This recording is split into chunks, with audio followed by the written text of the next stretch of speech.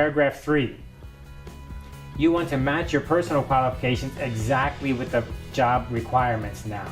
So you want to get even more detailed and match it up.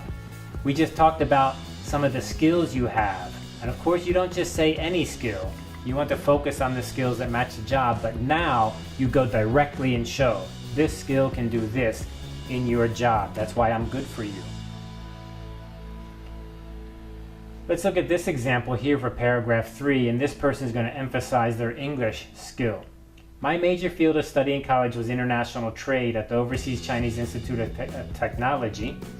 See enclosed resume.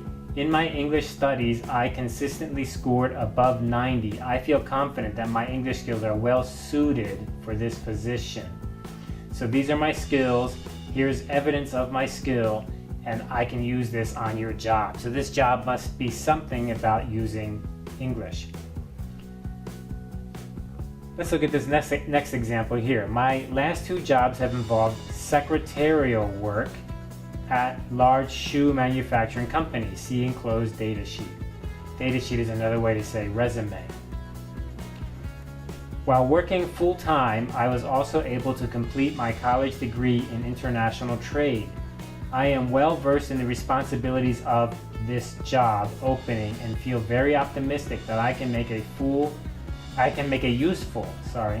contribution to your company. So here we can see that you're matching. This is me, and this is the company, and I can do that job. I can do that job. So that's what you're doing in this paragraph, emphasizing that.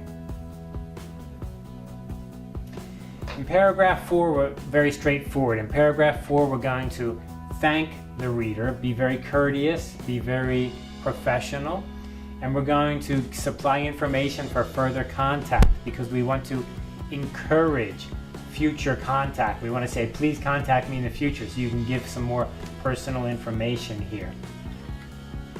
So let's look at an example here. It's very straightforward.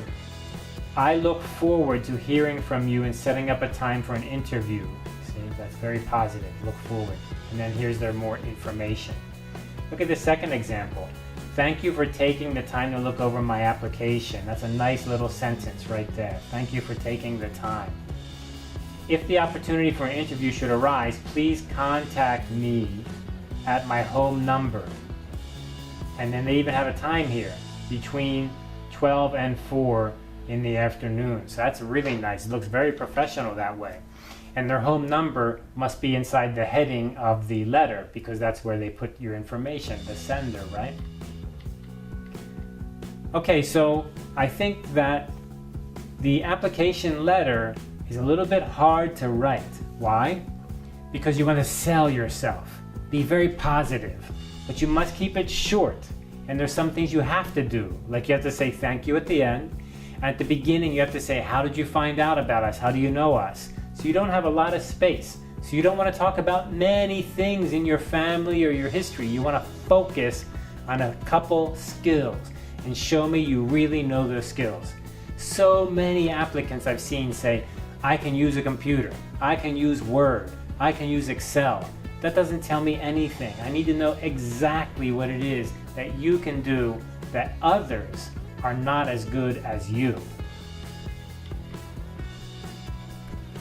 Inside our book, we have a few examples here.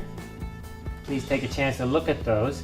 And inside our book, we also have resumes, which include the whole example of the dates. Remember, the last date goes first, the first date goes last.